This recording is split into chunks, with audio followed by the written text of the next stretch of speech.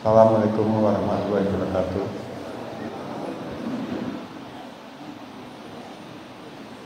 Adik-adik, mbak-mbak, kawan-kawan yang saya hormati, alhamdulillah pada hari ini kita bisa bertemu berjumpa dalam rangka pertemuan SH di Keruya. Saya sebenarnya dulu sering datang, tapi bukan ada beberapa kesibukan yang kita bisa hadir. Alhamdulillah pada hari ini kita bisa hadir berjumpa kembali. Untuk itu saya akan menyampaikan apa yang saya tahu, apa yang saya ngerti, apa yang kita maksud dengan persaudaraan sehati. Ya, kalau sekarang tanpa organisasi, kalau dulu dengan organisasi. Persaudaraan sehati di bawah yang menandar Harjo Bioto. Jadi aslinya beliau berasal dari Ngawi, Jawa Timur. Dan mungkin di sini bisa saya lihat, saya tidak hafal ya.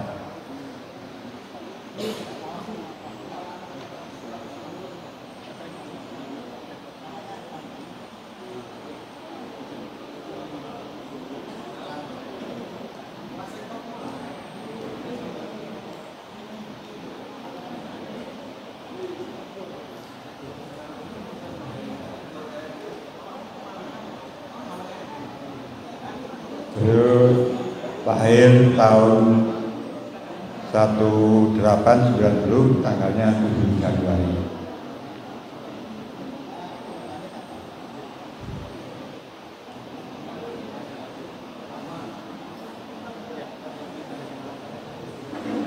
Beliau dikejar di SH pada tahun 1921.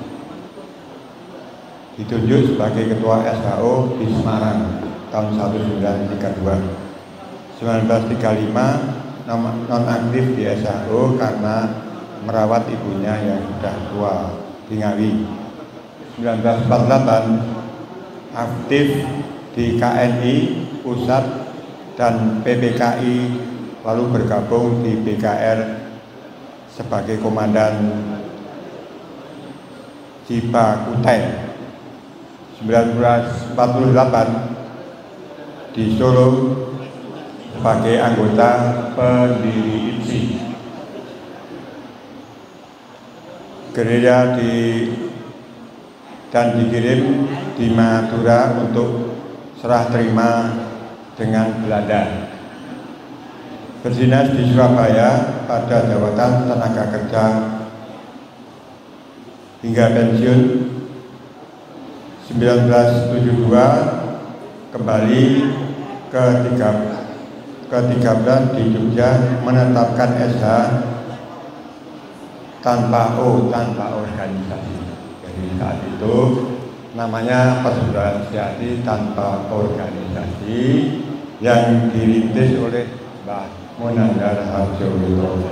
Sekarang generasi seterusnya banyak sekali sudah bisa berkembang di Jawa Tengah, di Jakarta, di kota-kota lain, bahkan di Prancis sampai Belanda, Singapura. Itu yang saya ketuai. Kebetulan saya sendiri nama Budi Sudarno, lahir 1957, ya, 1997, dikejar tahun 1976, tahun 1976. Saat ini saya berlatih dari beberapa sumber yang saya pelajari, yakni dari daerah saya sendiri di Sapuran, Wonosobo, dari guru-guru saya, Pak Naryo, lantas Mas Kandar, Mbah Karno, dan berkembang ke Jogja, ke Pak Abdul Ghani, mungkin banyak yang tahu. Lantas ke SH Mataram, mungkin kan Mas Olivi dan ada sudah saya menyampaikan di Gunung itu, bahkan Mas Aryo pernah datang ke Jogja itu ke Pak Abdul Ghani, ke Pak Mas Ya, Mas Tuhan itu putranya Pak Abdul Ghani. Dan itu saya merintang ke Yogyakarta, bahkan di Solo ketemu sama Pak Mas Imron atau terkenal dengan Mas Imron. Itu juga guru saya. Jadi dalam hal ini saya belajar ke beberapa orang yang kebetulan sebagai guru saya, sebagai kakak saya, sebagai teman saya. Saya bersama-sama dulu dengan Mas Aryo itu di BSH, itu juga lama sekali. Saya juga sering latihan di daerah sini, di daerah mana Kroya, sering nginep tempat Mas Pak Aryo, Mas Aryo sering nginep di Padepokan. Jadi tidak asing bagi saya, Padepokan sama Mas Aryo masih ada satu yang sampai sekarang kenangan manis tak terlupakan. Jadi yang perlu saya sampaikan di sini awal mula sejarah saya kemudian saya sampaikan di BSH. Perjalanan di berkat awal dari kata setia dan hati. Setia itu artinya cinta kasih yang tidak bisa dipisahkan, itu setia. Hati itu hati nurani atau kolbu. Jadi diri setia kepada hati satu hari yang berkiblat kepada ilahi, berkiblat atau menghadap kepada Tuhan yang Maha Esa, itu banyak itu. Jadi Esa itu tidak menghadap ke lain, ada hanya satu, pada kiblatnya hanya kepada Tuhan yang Maha Esa. Berarti orang-orang setia itu adalah orang-orang yang berketuhanan Maha Esa. Yang kedua, setia hati itu ada ajaran pencaksilat dengan sendirian ciri khas Esa itu dengan kerohanian. Pencaksilatnya itu ya asli ciptaan yang Monandar. Dan kerohaniannya dari yang saya ambil juga dari beliau Pak Monandar. Meskipun dalam hal ini sudah banyak ajaran teman-teman kita, saudara-saudara kita yang sepuh mengajarkan lewat turunan kerohanian itu yang berdasarkan kerohanian Sabta Wastatama dan turunan 1 sampai dengan 7 tentang kerohanian. Untuk pencaksilatnya, yang pertama jurusnya sama 1 sampai dengan 36. Jurus Esa itu di mana-mana sama 1 sampai dengan 36. Eloknya, ya ini mungkin eloknya. Jurus 20 tidak diwujudkan dalam wujud jurus, tapi lebih condong pada tuntunan rohani. Jadi Mas Aryo sudah banyak tahu. Sebenarnya saya bicara di sini ini sudah tidak asing lagi bagi telinga Mas Aryo. Jurus 1 sampai 36 dan yang 20 isinya tuntunan tentang kerohanian. Kita tidak akan ngomong jurus 1 apa, 2 apa, 3 apa, tapi yang penting jurusnya itu 36. Sesudah jurus selesai baru diteruskan dengan bungkus. Jakarta itu bahasanya bungkus, kalau saya lebih condong setel langkah, setel gerakan, supaya langkah-langkah itu merupakan sebuah pengingatan dengan proses, yakni bungkus atau gerak pola langkah. Itu yang pertama. Yang kedua, sesudah itu katam atau itu sudah bisa, diteruskan dengan gitik. Gitiknya caranya wong piye caranya ngantem, piye caranya nendang, piye caranya banting dan sebagainya. Itu diawali dengan proses namanya gitik. Yang paling enak ya seperti jawabannya memang dari situ dulu yang ada orang Jawa gitik baik, itu enaknya gitu. Yang kedua ada proses yang namanya nyuntun. nek wis gede, wis nyerang, latihan mantap, latihan dan seterusnya sudah bisa. Diajari kedua tuntun, piye carane nangkis, piye carane tebak, piye carane buang dan sebagainya. Jadi piye carane nangkis, mengelak, buang, piye carane. Itu jadi ajaran yang pertama gede, latihan nyerang, yang kedua latihan nuntun, jadi nangkis, mengelak dan seterusnya. Yang ketiga sambung. Sambung berarti jual beli. Sini gede, sini juga gede, juga nuntun gantian. Tapi tidak diatur. Yang penting bebas oleh pertandingan itu. Istilahnya jual beli gerakan, jual beli jurus, jual beli langkah, jual beli tendangan atau pukulan dan sebagainya. Sesudah proses itu selesai, dia akan meningkat jadi penuntun itu. Jadi cuma tugasnya menuntut kok, titik, buang, nangkis, buang dan sebagainya dengan pola langkah itu. Jadi kalau sudah titik terus nuntun. Nah ini mungkin yang ada hubungannya dengan pencaksilat, mungkin ada sedikit perbedaan sedikit, yakni di situ ada semacamnya pola langkah yang diatur dengan gerak dan gerik dan tendangan ataupun sikelan tadi sudah istilahnya campur gitu ya.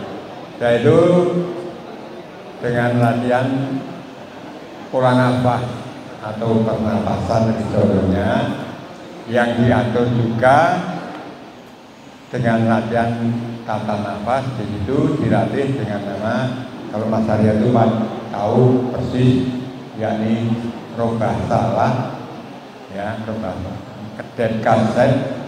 Jadi ada istilahnya kan orang yang ngarai robah salah, kedet kaset adalah ya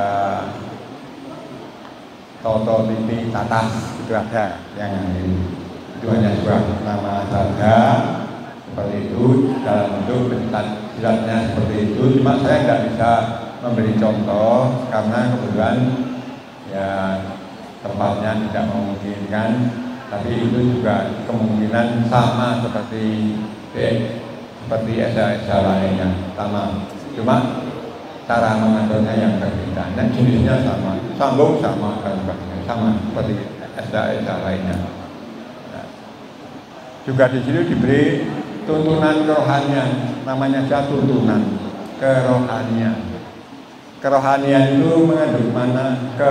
Itu menuju ruh itu suksmo, ya, nyowo, ani itu apik. Jadi bagaimana cara melatih ya ruh itu supaya baik. Ruh yang baik adalah berasal dari Allah, dari Tuhan, akan kembali kepada Tuhan juga. Jadi kembali berasal dan kembali kepada Yang Maha Esa. Intinya seperti itu. Acaranya memang ditoto sekian rupa. Jadi di situ ada namanya Pancaprasya, ada Sabta Wasita Tama.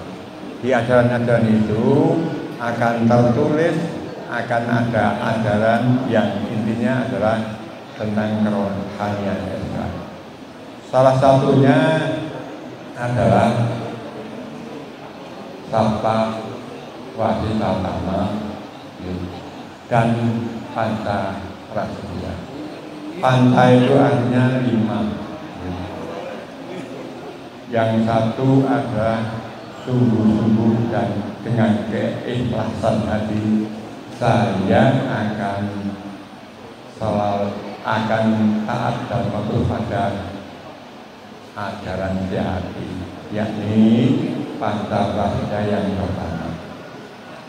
Yang kedua, sungguh-sungguh saya akan selalu menciptakan kerukunan hidup di antara kadang SH pada khususnya dan masyarakat pada umum.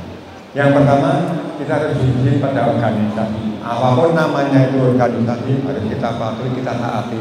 Mungkin tadi seperti Mas Maketi itu, taat kita organisasi ini, ya kita organisasi ini. Itu artinya kita patuh pada aturan organisasi. Ketentuan organisasi seperti ini yang harus kita patuhi, kita taati. Yang pertama. Yang kedua, kita menciptakan kerukunan hidup di antara kadang esa pada khususnya dan masyarakat pada umumnya. Menciptakan, berusaha menciptakan rukun kepada kadang esa dan pada saudara kita. Makanya kalau esa ketemu kan seperti saudara sendiri. Itu karena sudah diciptakan supaya kita tetap guyup rukun, ya, tidak ada penyekat, tidak ada rambu-rambu yang disembunyi. Yang ketiga, sungguh-sungguh saya akan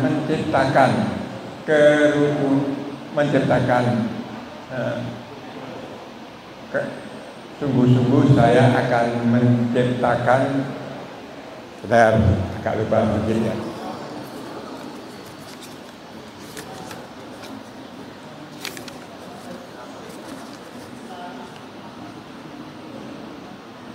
Sungguh-sungguh saya akan menjunjung tinggi derajat dan martabat kaum ibu, kaum wanita, kaum hawa, mengingat kedudukannya sebagai seorang ibu, ya. Menciptakan menciptakan, ya, harkat martabat seorang ibu, ya, kita junjung tinggi di situ. Statusnya sebagai seorang ibu yang melahirkan, yang ngedake, sing ngopeni dan sebagainya. Kita harus tunduk taat. Di situ kalau kita belajar membaca salah satu hadis yang isinya adalah siapa yang harus kamu hormati? Ibu, bahkan sampai 3 kali ibu, baru ayah. Ya. Jadi jelas kita kepada seorang ibu, seorang rumah kita harus menghormati, yang maaf ya jangan melecehkan gitu. Yang keempat, sungguh-sungguh saya akan rendah hati dan menjauhkan diri dari watak sombong.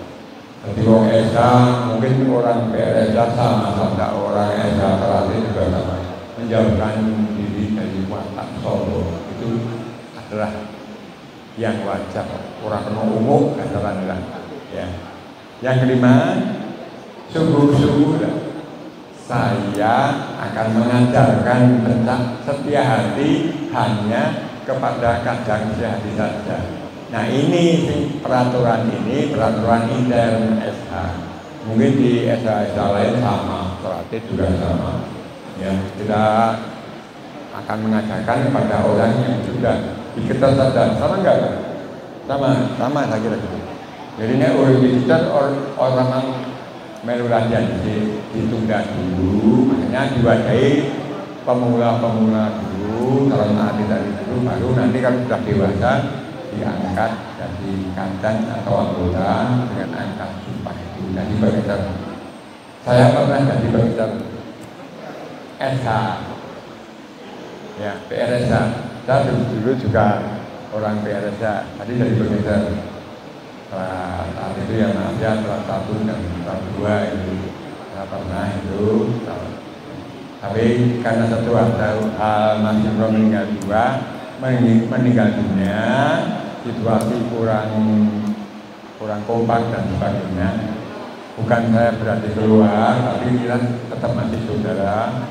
Saya dulu di PSA, saya masih kembali ke PSA. Dan nanti saya bukan PRSA, tapi tetap kita mengingat apa namanya PRSA juga saudara kita. Ya. Maka sampai dan kalau saya sama saja juga akrabnya tukar-tukar ilmu, tukar-tukar pengetahuan. Itu isinya dari 4 itu adalah 1 yang harus panjenengan pegang. Sungguh-sungguh saya akan selalu, ya, mengadakan pencak SH. Kalau saya kalau SH hanya kata-kata saja. Itu kamu pegang rata-rata. Ingat, proses mengajarkan tidak begitu mudah. Kalau di dalam kata-kata gampang, orang mengajarkan SH mobil dikecor, enak kan? Tapi sebenarnya itu maknanya tidak boleh mengajarkan. Gimana kalau sudah boleh mengajarkan? Artinya mengajarkan itu orang ini latihan, nggak biasa nih, nggak pinter mengajarkan ya. Jadi bodoh, ke pinter gitu loh. Nah, ini ngajari ini rampung wis kalau itu namanya bukan mengajar. Berarti yo nuntun, jadi wong bener, jadi atri dan sebagainya sampai dengan seorang pendekar. Itu harus tugasnya bukan hanya mengecetok terus duduk selesai orang latihan, bahkan banyak yang orang latihan. Saya bicaranya jadi bisa latihan. Jadi orang Esa ya bentuk Esa, wujudnya Esa, persaudaranya juga Esa gitu loh. Seperti itu, bukan hanya wis dikecor wis gitu. Bagaimana mengesakan orang Esa gitu loh. Wong Esa kok diesakan? Ya pengetahuan tentang keesaan itu yang harus didalami. Jadi mengajarkan itu sampai dengan tahapan besok gitu. Orang dari sambung itu akan sebagainya, tapi dalam tahapan yang bisa. Itu salah satu ajaran tentang esa. Nah, sedang kerohanian itu agak panjang sedikit, tapi yang jelas ada pedomannya, yaitu kata wasata sama dengan esa juga gitu kan, ajaran kerohanian sama itu. Makanya dulu pernah satu atap. Saya masuk Aryo itu masih satu atap karena sama ajarannya, cuma jenisnya berbeda karena tapi tuntunan kerohanian sama. Esa dari Eyang Monandar dari sana, Esa dari Mas Imron, dari Mbah Monandar juga ada. Yang satu antara lain Allah menciptakan atau Tuhan menciptakan alam beserta isinya hanya dengan sabda. Sama enggak? Sama kan? Sama kan? Tuhan menciptakan alam ini hanya dengan sabda. Innama amruhu inna aroha yang bulan tahukun fayakun. Jelas itu sama. Ya, makanya kalau belajar bisa saling tukar kalung, yang belajar kan itu. Jadi sama itu. Nah, bagaimana dengan sabda itu dadi menungso? Jadi gawe menungso tidak mudah sih kok. Wah, dasi tak gawe dasi, tak gawe sini, tak gawe uteknya kita enggak. Sudah satu wujud total manusia baru disabda, dikasih ruhnya, ya, diberi ruhnya. Dengan tiupan itu diberi ruhnya, maka jadi menungso. Jadi, laras badan, yang mencang dipecang kalau bisa kami lihat. Setelah disabda, Tuhan menyertai sabdanya, diikuti kemana-mana manusia itu, diikuti orang rezeki diraih rezeki itu yang kersane Allah. Orang di gawean juga gawean. Ya. Makanya dulu belum bisa mencak, saya kira jodohi mencak itu karena awal sekarang seperti ini. Setelah disabda menyertai sabdanya, barang siapa meninggalkan maka dia akan tergila. Kemudian, ya kan? Oleh lingkungan yang lainnya akan tergila. Asnya eshat ditinggal kamu akan tergila. Saya kira panjenengan sudah mungkin semua, tidak perlu saya kasarani atau menyampaikan. Panjenengan sudah pernah membaca bukunya tentang kerohanian esa, tentang sabda wasata. Barang siapa meninggalkan keseimbangan, dia akan tergelincir, ya kan? Barang siapa tidak mengenal awal, maka tidak bisa mengakhirinya. Sama kan? Ya. Barang siapa mengaku hasil karya sebagai miliknya, dia akan terbelenggu lahir batin, terbelenggu lahir batin, lahir terbelenggu batinnya terbelenggu. Dan intinya ilmunya itu ilmu ketujuh. Barang siapa selalu melatih rosing roso atau sing roso lambat laun, kalau Tuhan mengizinkan akan roso rosing roso, itulah intinya nomor 7 itu. Jadi kalau panjenengan bisa mempelajari, tapi seusia panjenengan saya kira jarang. Seusia Mas Aryo aja ya belum, ya mudah tapi belum sampai. Kalau ya sudah mulai mempelajari lah ya, tinggal nanti finishingnya seperti apa itu berat yang tahu kita ketemu. Jadi intinya ilmu itu di panca prasya yang kelima itu dan sabta wahida sama yang ke-7 itu. Makanya di situ ada sabta wahida, inti dari sabta sama itu juga ada olah nafas atau pernapasan. Itu yang perlu saya sampaikan. Mungkin Mas Aryo, saya kira itu saja. Jadi mungkin kalau mungkin ada tambahan atau tanya jawab daripada nanti Google, ya kan tadi sudah sampaikan intinya, garis besarnya itu sama, tentang sabta utama juga sama, ajaran rohani itu BPRSA sama SA sama, jadi bisa copy paste aja. Gitu. Mungkin ada pertanyaan yang hubungannya dengan penjelasan SA sama kerohanian SA, mungkin ada pertanyaan. Mungkin kalau ada saya monggo, kalau bisa data saya jawab, kalau tidak bisa ada Mas Aryo sama Mas Jan, monggo.